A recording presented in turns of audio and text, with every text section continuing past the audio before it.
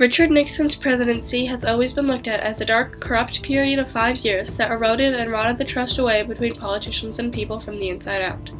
It was a great example of how power-hungry the leaders of our nation can become and how oblivious we are to the true inner workings of the government. One of the things that sparked this distrust was the Watergate scandal. This event transformed Nixon from being a well-liked president into an untrustworthy, criminally implicated president pretty fast.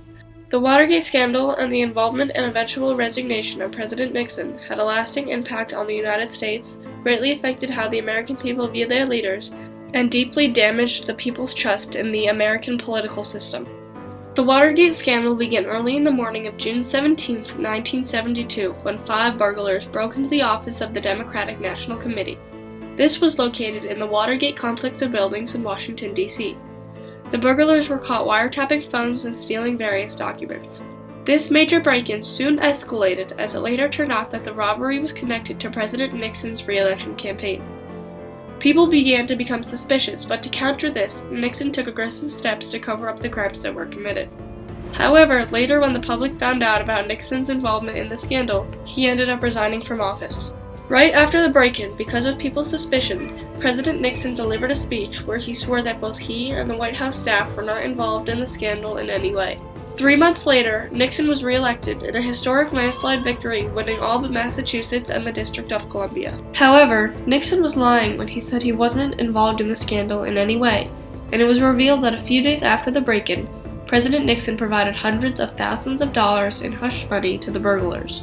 Then, on June 23, 1972, Nixon, through channels, ordered the FBI to step back from its investigation of the robbery. This was an abuse of power and an obstruction of justice. Meanwhile, Washington Post reporters Bob Woodward and Carl Bernstein were reporting on the scandal, and they were fed leaks from the inside by an anonymous source they called Deep Throat. Because of these leaks, one by one, members of the Nixon administration revealed what they knew about Watergate as time went on. These confessions turned out to be very significant because someone testified that Nixon had been secretly recording various conversations in the Oval Office. Eventually, after much negotiation, the tapes were handed over, and revealed in the so-called smoking gun tape, there was proof of Nixon's involvement in the scandal. As a result of this, the president resigned on August 8, 1974, and left the White House at noon the following day. After Nixon left, the new president, President Gerald Ford, pardoned Nixon for any crimes he may have committed while in office. In addition to this, Democrats picked up about 53 seats in Congress because of the Watergate scandal, and this has had lasting effects on the overall balance of the government. Furthermore, many politicians, mostly Democrats, used the Watergate scandal as a way to ruin Republicans' reputations. Also, in the 1976 election and many others after, Americans were hesitant to vote because they didn't want to elect a dishonest person to lead the country. On a different note, Watergate redefined the government's relationship with the media and showed Americans that the media could be used as a weapon to help the public receive more knowledge. After their key role in reporting and unraveling the Watergate scandal, Bob Woodward and Carl Bernstein went on to receive the 1973 Pulitzer Prize for Public Service. Furthermore, they created what became known as the culture of celebrity journalists.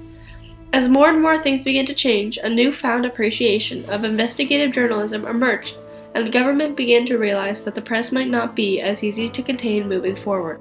In addition to this, in 1975, Congress passed the Hughes-Ryan Amendment, which made the president have to accept and report secretive information to Congress on the CIA.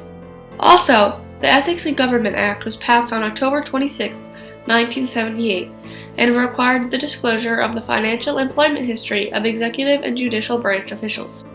Furthermore, in the wake of Watergate, most law schools required courses about professional responsibility to be taught, and the American Bar Association rewrote its responsibility code. These rules and regulations are still in action today, and people's experiences would be much different if it were not for President Nixon and the Watergate scandal. In the end, Woodward and Bernstein showed America how to peacefully defeat a dishonest and corrupt government, and they were not the last to do so. Because of their work and their revelations, Americans have long linked politics and corruption. The American people felt betrayed by Nixon's abuse of power, and they continue to fear something like this in the modern day.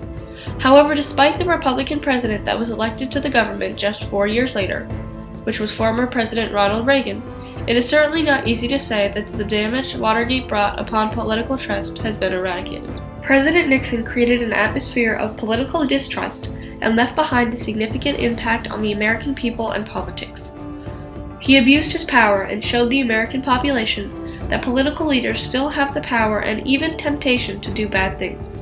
Even just during campaigns, candidates have the urge to paint opponents as untrustworthy and unfit to lead the nation, and this is a tactic that Nixon himself used in early campaigns.